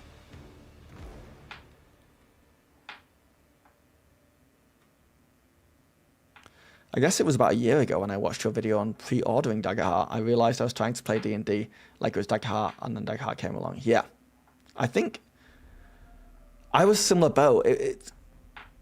Like, some people just are like D&D, and I still love D&D, and I'll still play D&D. But it's certainly the joy that I got out of that game was never like the mechanical side of things, and it was never the rules side of thing. And it's not me saying that Daggerheart doesn't have mechanics and rules. It does. It has like a lot still, but there is like a freedom and fluidity in Daggerheart that my brain just gelled with more as a GM.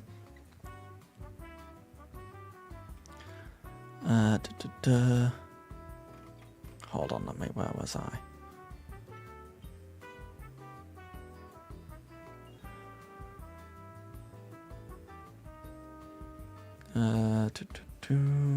Continuing to argue about the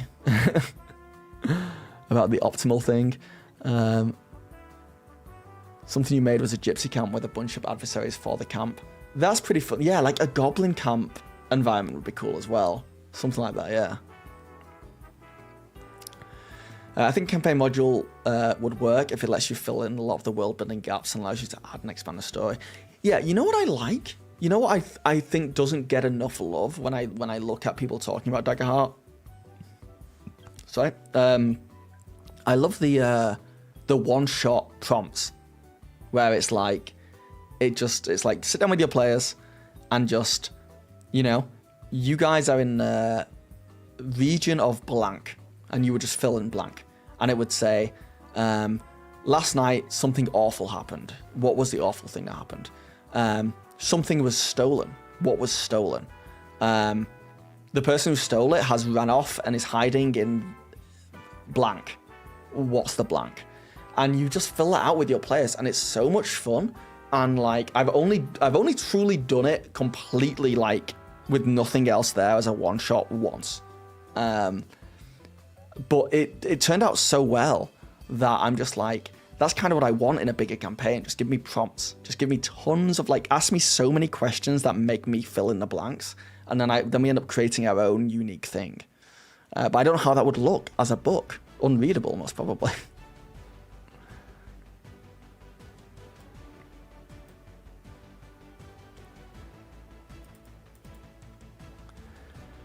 Next session, your player's pirate Captain X has a hostage they need to rescue. When they go to the captain's desk, I'm going to ask that player what do they see on the desk, and that catches them off guard. Yeah. You'll see in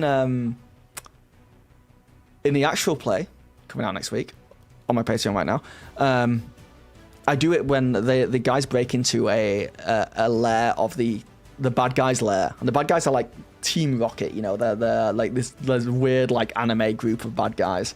Almost comical, and they managed to convince all the bad guys to leave. It was a typical thing. It was like, we're your bosses, we're your new bosses, and they rolled really well and convinced them all to leave. So they're just here in this empty hideout, and I just asked the players straight up, because I hadn't planned this. This wasn't like a planned thing.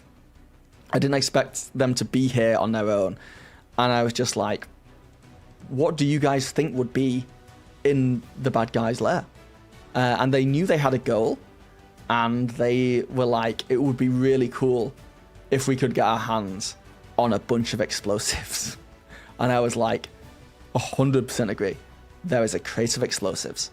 And it's like, they came up with that. I was like, this is going to be so fun. I just let them have the tool that was going to like cause the most fun. And they went with it. It was great fun. And I really believe, like, I know, because I've kind of tried it at tables in like other TTRPGs where the GM's expected to have an answer for everything.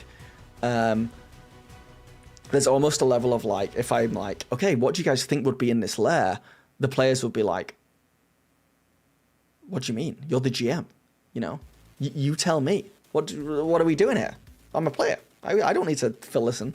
But then in Daggerheart, it's just like, no, this is how this works. You've got to give me something. Give me something. But yeah. Has Daggerheart published any token sets for VTTs? They have lots of odd ancestries and adversaries in their book with no artwork. I don't know, actually. I've not explored the VTT side of Daggerheart. Outside of like, it's not VTT, but like outside of demi-playing is the most online tool I've used.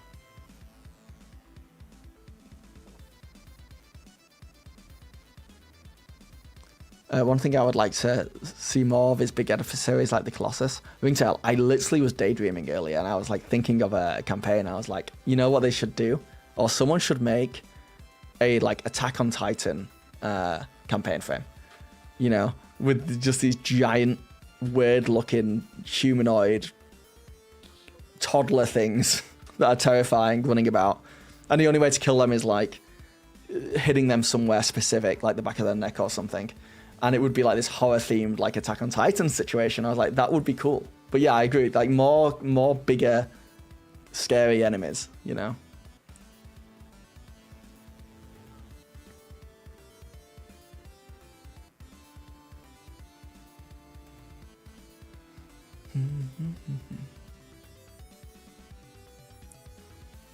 Bastions of Hope is pretty good. You picked it up this morning. It's short, but the ideas and art are great. I do want to check it out. I do want to check out Bastions of Hope. on the third-party books.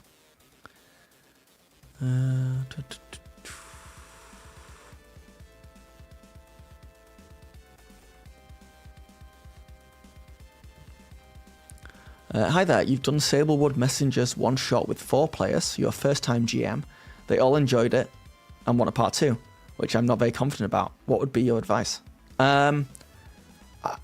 My advice, if you're brand new to TTRPGs in general, my advice would be to do more of the same. Like, if they enjoyed the first one, do more of the same. I think you might not be confident in doing this yet if you're new, and that's fine. But going in with just some loose ideas. In my last video I talked about reveals. I think reveals are great. But just think, Deborah Ann Wall said something really interesting when I interviewed Deborah Ann Wall. Still proud of that. And it's something she's talked about before, which is the idea of, what does she call it now? It's like productive daydreaming, I think she calls it, which is just like, sitting down and just going into your imagination and just thinking about potential things that could happen in the next session. Just think about it. You don't even have to take notes, but if something really good pops in your head, take a note. But just like get in that mind space of thinking how the session could go. Think of it from a point of view of like, if this was a movie, if this was a TV show, anime, book, whatever your like media of choice is, and just like go through the motions, just think about it. And that alone is often, I find, like enough to run a good Daggerheart campaign, or session, I should say, because you'll have these ideas, but nothing's set in stone. But then you can like blend all that with the players and what they want and go from there. But if you're not confident with sitting down and improvising most of it, then I would personally, if you would, brand new to like TTRPGs in general, I would look at Sablewood, like the adventure you ran, and just look at like the parts that the players enjoyed and look how it's laid out and just come up with a similar structure. I think Sablewood's like split up into like Act 1, Act 2, Act 3. And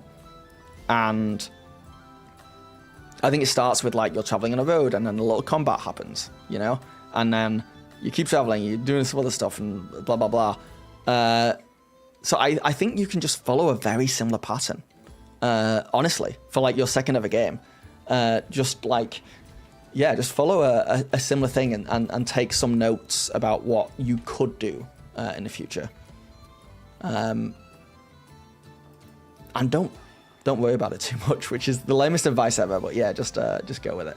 It's funny because people who are new to TTRPGs have like the most overpowered super weapon, which is that at any point they can just say the words, "Sorry, I'm brand new to this," because it's a get out of jail free card. So if anything goes like badly, which I'm sure it won't, but that you can just fall back on the fact that like people who have been GMing these games for years make mistakes all the time.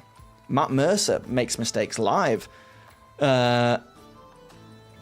often. So like you're fine, and the fact that you're new to the game is like the ability just to be like, sorry, brand new. It's a superpower. It is a superpower. It's almost like enjoy it now while you can. Experiment, do things wrong, do things incorrectly, mess up, play around with it, and then at the end of the session just say, I hope that was good. I don't know what I'm doing. And your players will all be like, that was amazing, especially since you didn't know what you were doing.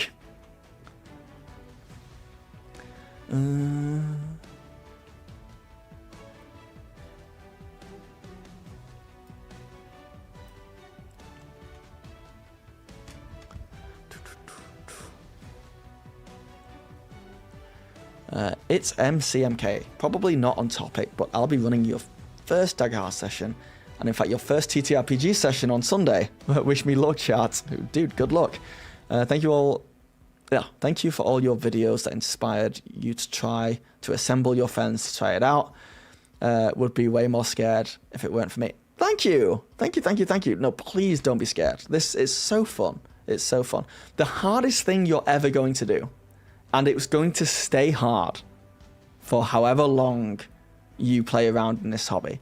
The hardest thing will be getting your friends together in one place. And it sounds like you've done it for this session. The hard part's over. Congratulations.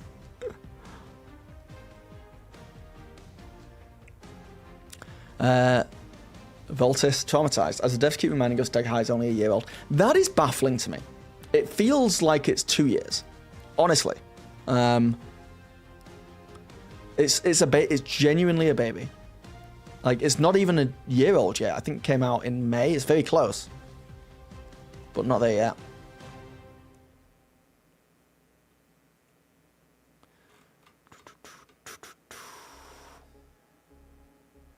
Yes, gems are human. We should remember that we're playing with our friends, not putting the perfect show for them. Yeah, indeed.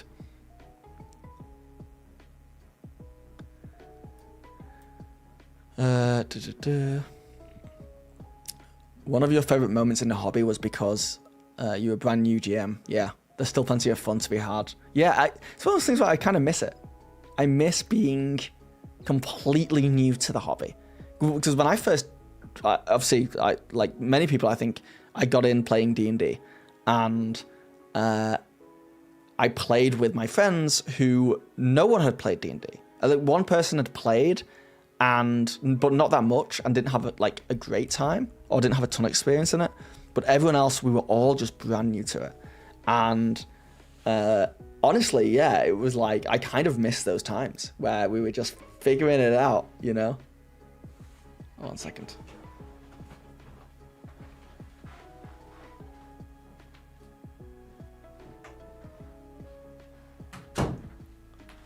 Oh, but yeah, those were good times.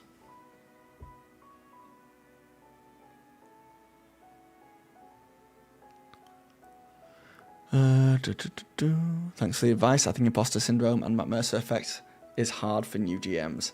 I don't like talking about Matt Mercer effects in general because I think it doesn't accomplish anything. But certainly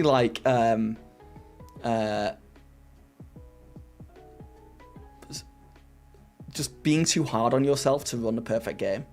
And also, there's another part of this, and it's like, I was like this as well when I first started. There was a fear to call out your friends or call out people you're playing with for being assholes, fundamentally. It's like, so much of the Mercer effect stuff I hear, there's two sides of the Mercer effect. There's the side which is like on the GM, where they're like, I've watched Mercer play and he's so good, and I really want to play like that, and it makes me feel like a bad GM. That's a separate thing. That's an insecurity thing. But then there's the other side of the Mercer effects, which is when players show up and are like, I wanted you to be like Matt Mercer, you know? That's just an asshole. That is just the level of tell your friend, I'm not fucking Matt Mercer, don't be an asshole level of stuff. But certainly for new GMs, there is something, and I forget sometimes when I first started out just how bad it was. But there is like a fragility to it. Like you're putting yourself out there, you're running this game, you're trying your best, you're kind of out in the open, and it's raw. So like little things hit you in ways that you aren't expecting. Especially for me, like as an introvert, if you would believe that, I didn't know how to like take a lot of what was happening. So throw away like things, throw away lines, whatever. Like that was I remember the first time. It's like I think I saw the players getting bored during combat, and none of us knew that combat was just kind of a slog in D&D at times. And players are just going to get bored sometimes, especially if you have players with really short attention spans. So if I saw a player part of their phone, that would kill me inside. And now I'm just like, oh, it's whatever, you know? I might even say, get off your phone, you know? Yeah, at the time when you start out, you are just a little bit more sensitive to that stuff. And if I had any advice for like new people to the hobby, in all TTRPGs, because it's just something we're not used to doing. It is that. It is to try. It's going to be hard, but try not to take it too seriously, and try not to almost think the world's out to get you, because it's not. It's fine. Yeah. Where are we?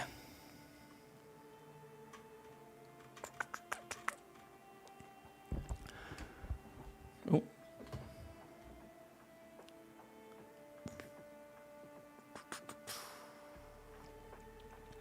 Sorry. What is this? Regarding experience, is it okay for some to have backgrounds and others to have skills? Like one player creates 2 experiences and one player creates 1 experience that encompasses both of player ones.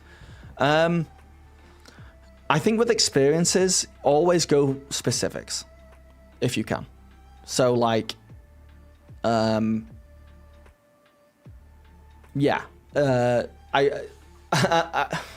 experiences are hard because they are like the most open-ended thing in all of this, and it's going to change at your table. At my table, I like to get experiences as specific as possible with the players, and then my advice is always like, it's the same with the core rulebook, I think, is like, if you're unsure, like having like a combat related one and a non-combat related one is a really good place to kind of start. But hold on, let me make sure I'm understanding your question. For example, someone picks Charming and Battle Trained, but another one picks Royal Knight and can explain how they have chivalry battle training connections. Yeah, I would say, I mean, I think Charming is the biggest red flag there for me, because I think Charming encompasses so much. And I would like, if I had a player say that, I'd be like, can you think of a way to like nail that down? Like, how are you charming? And the best way to deal with experiences, I think, is what makes you charming. So are you charming because you're good looking? Because then good looking should be your experience. Are you charming because your father was a con man? You know, and then it's like daughter of a con man can be your experience. And that, I think, is what experiences really are there to do, which is to actually fill out your background and backstory and personality more than anything. So with Battle Trained's fine, but like I would like ask my players to Battle Trained how, you know?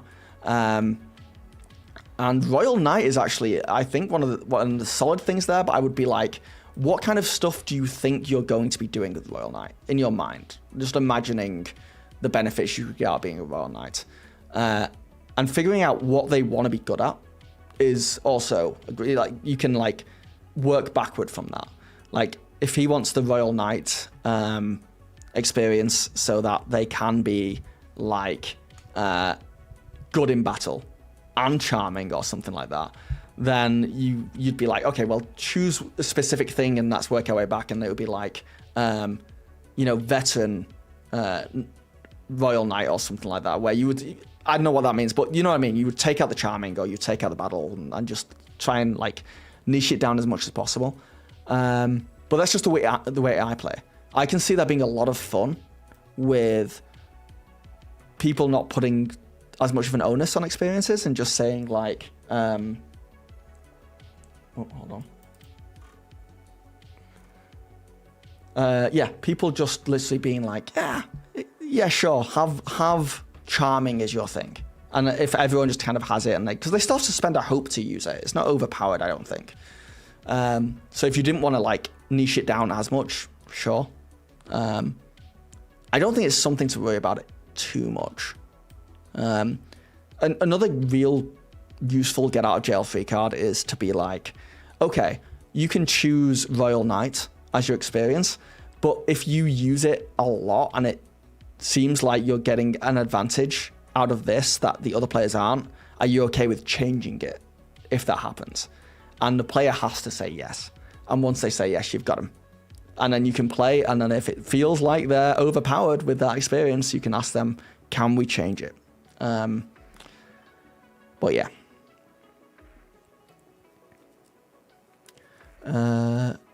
Umop, I'm used to being a DM for D&D, but we're switching to Daggerheart. My concern is regarding GM moves and when to use them, or when I can just organically narrate what I do with D&D.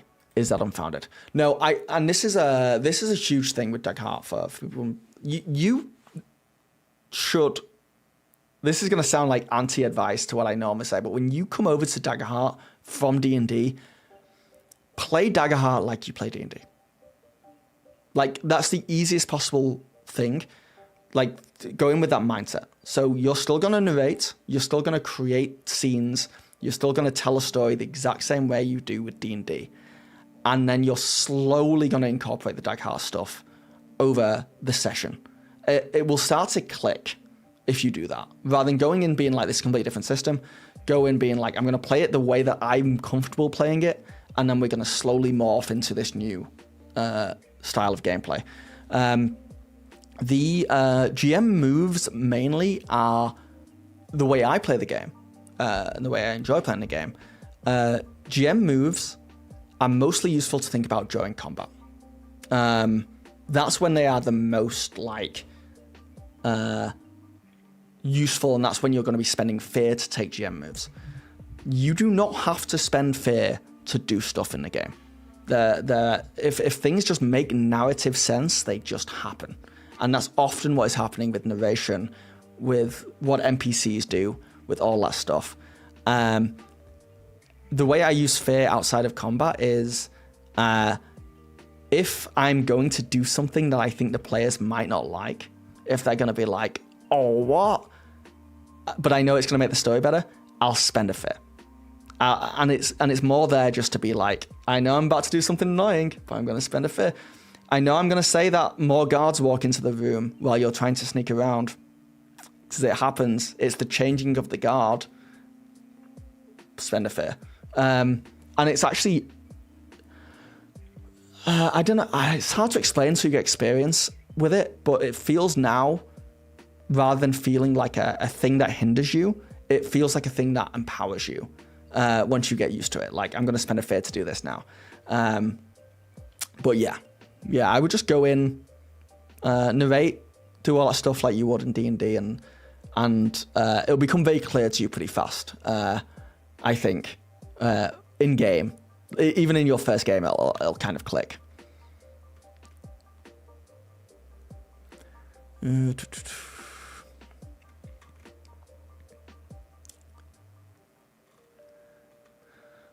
if anyone disagrees with this and what I'm saying, absolutely put it in the chat. I'm open to it. Do you think Daggerheart would be easy to integrate into a pre-existing world that you originally built via another system? I think so. I think Daggerheart itself is kind of the only real thing that might not fit in a world is like the domain magic system, and obviously the obviously like the ancestries, like the species are interesting. For example, giants in Daggerheart work different from giants in other games. Fairies are different, you know. You have ribbits and you have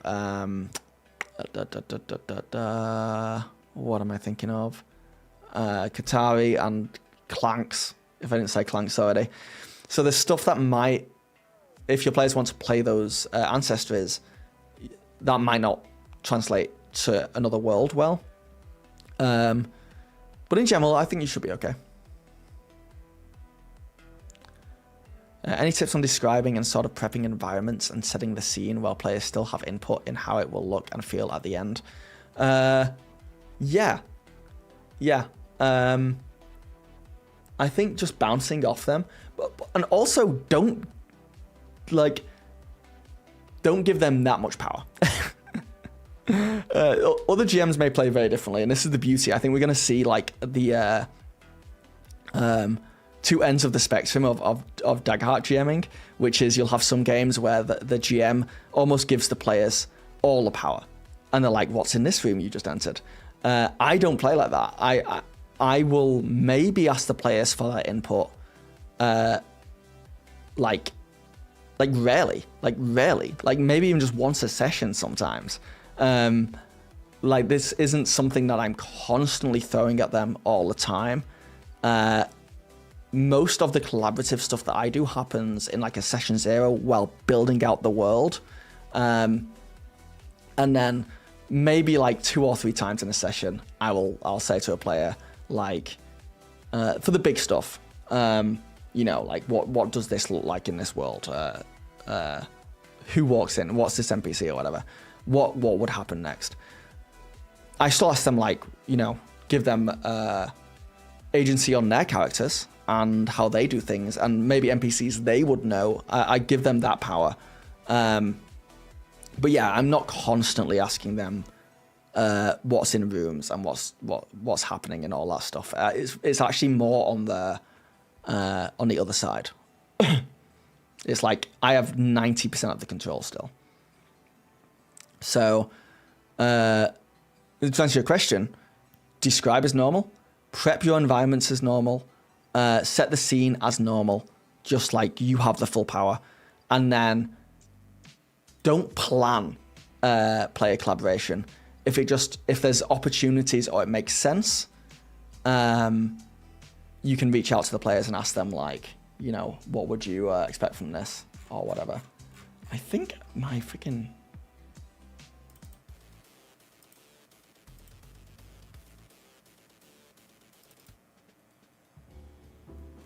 Spotify keeps jumping around and playing music that's most probably copyrighted, but whatever, it's fine. We just won't be able to monetize this stream. Yeah, I think keep control, and if there's opportunity that makes sense, ask them questions, and be okay, like, promote a conversation in general. So they might be more likely to say, like, oh, it'd be cool if this happened. You know, if they say that, that's enough for you to be like, you know what? It does happen. MCMK, thank you for the follow.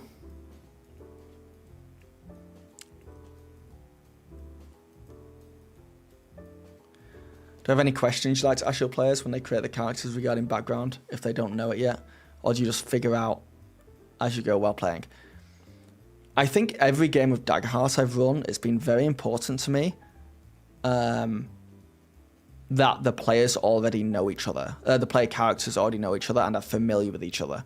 So that's the big one. I'm like, how do you guys know each other? How long have you been traveling together?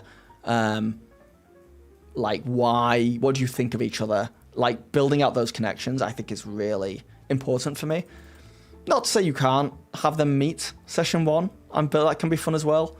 But certainly, for me, it's a Mario Kart boost into the fun of a campaign if you skip a lot of that stuff. It also means that they end up, like, making each other's characters, because they're like, oh yeah, my character is this and this and doesn't like this, and then the other person's like, my character also doesn't like that, and then they're like, what if your character and my character doesn't like that thing because of the same reason? And then they're, like, building out each other's characters and backstories and intertwining them, which is fun.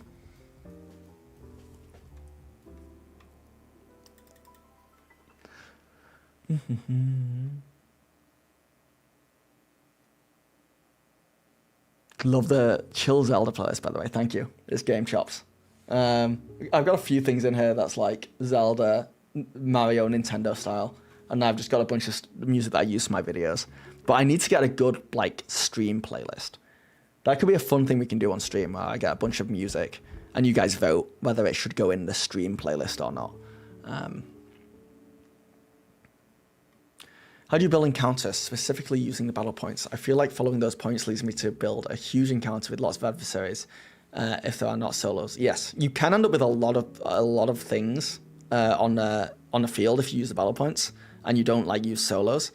I think that's intentional. I think Daggerheart wants you to have, like, a lot of stuff on the field for the players to deal with. But if you want to minimalize it, I find for encounters, I like multiple combats, if that makes sense, that are smaller, and I can balance them on a fly more. And I will often have a mix of like one strong enemy, couple of small dudes, and I will have some kind of backup, which is if the players are doing, if the combat needs to go on for longer. If it would be more fun if it goes on for longer, or if it like be more satisfying if the combat went for longer. I would have like backups where I can spend fear and, you know, the reinforcements arrive, and suddenly there's another strong enemy on the battlefield. Like if they're destroying the first one, spend a fear, pull in another one. That way you can kind of control that.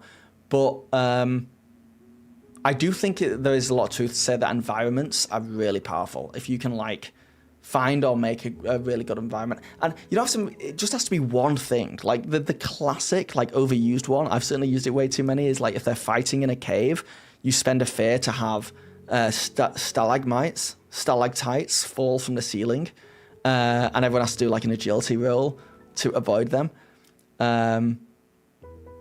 Stuff like that, just like one little thing where you can spend a fear and like suddenly everyone is in danger, can also really help with that stuff as well. Like you don't necessarily just have to think of it from the adversary point of view. But the truth is, how do I build encounters? I wing it. I mostly wing it. I wing it and I try and set it up so that I can like, through control of like fear and choice of what adversaries act, and having like reinforcements that could arrive, I just like, you know, make it up as I go along.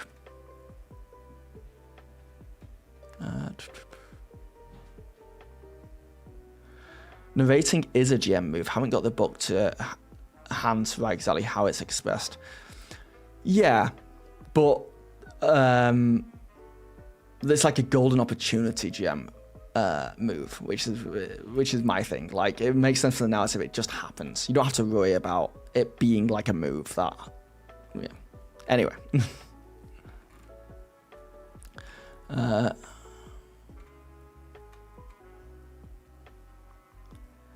If you were to pick one mechanic from Daggerheart as a GM that you think should be focused on for new folks, what would it be? I'd recommend using hope and fear for narrative. It's what I had the most trouble with starting, but it gets way better over time. It definitely does get better over time. One mechanic that only exists in Daggerheart. Well, that is popular in Daggerheart, I guess.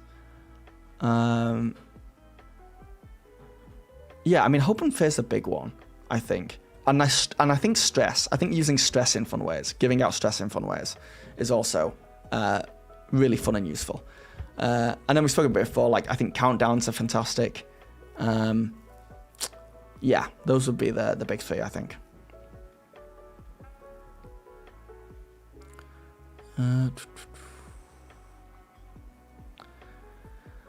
Thoughts on spending a fear to make an attack spell fail or get countered? Thoughts on spending a fear to make an attack spell fail or get countered? So here's the thing. I actually think this is very important. I could be wrong here, but when I am playing, like dealing with like combat in Daggerheart, I think it's very important to have a stat block in front of you or an environment in front of you that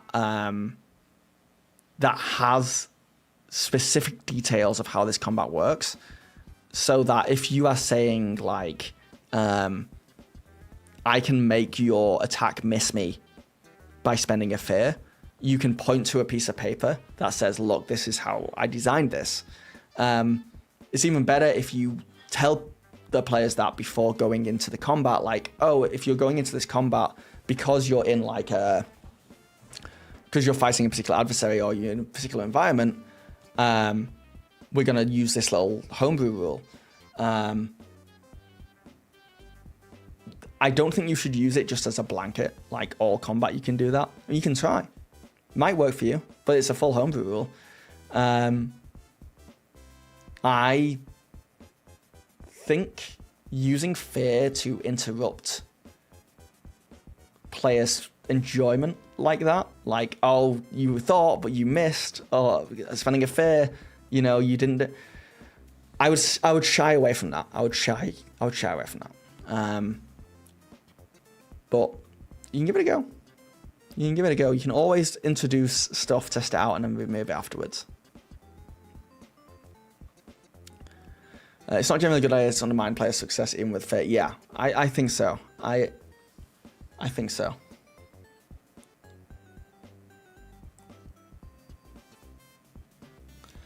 It's not generally a good idea to undermine players, yeah. But I do think you can make an environment and play around with it. And just be like, okay, you're going into this area, just so you guys know. If you're in this area, I can spend fear to block stuff. You'd have to figure out a narrative reason why it happens. But you can get a bit loosey-goosey with that. I think that could be a fun environment. I think that could be a fun little combat encounter. But yeah, definitely don't have it as like a blanket thing throughout the game. Have I seen Mike Underwood's GM classes? Gives each type of GM some kind of fear feature and class feature. Oh, I should check that out. I've not. Basically an action that could be used in any game, but give more guideline for GMs. Interesting.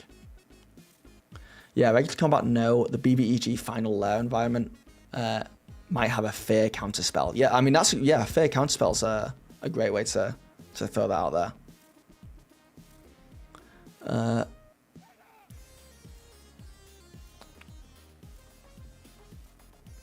Yeah, there you go. That's good. I mean, I think we've stumbled upon something here. I think that I do think there is like a cool like temporary feature that you can throw on now. All right. Let me just check something. Well, I mean, we've been chatting all day today. I like had this ready to go to watch this Matt Mercer and Iron Mouse create the perfect Daggerheart actual play, because I was like, they did an actual play? I'd not watched that yet, but I'm just gonna see if I can find it. Iron Mouse. Iron Mouse is this huge Twitch streamer, and I know they've played together in the past. Have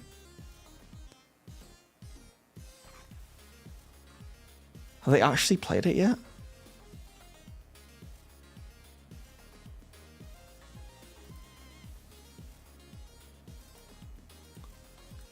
Oh, maybe it's just maybe it's coming out soon. Tune in on Tuesday at 4 p.m. I mean, I guess that's the annoying thing about it being live. It's going to be hard to find. But that's cool. Cat the Mouse, she's going to start cooking now. Okay, guys, I need to go and help her cook. I need to go and help her cook. Thanks, guys, for tuning in. This has been a lot of fun. I don't know if you guys enjoyed this and would want something like this more often. Just literally chatting about it. I don't know how much content we could get out of it. But I've certainly enjoyed this a lot. But yeah, I'll jump off now. I will catch everyone later. Thank you for all the subscriptions on Twitch. If you became channel members on YouTube, I don't know if I have alerts on, but thank you.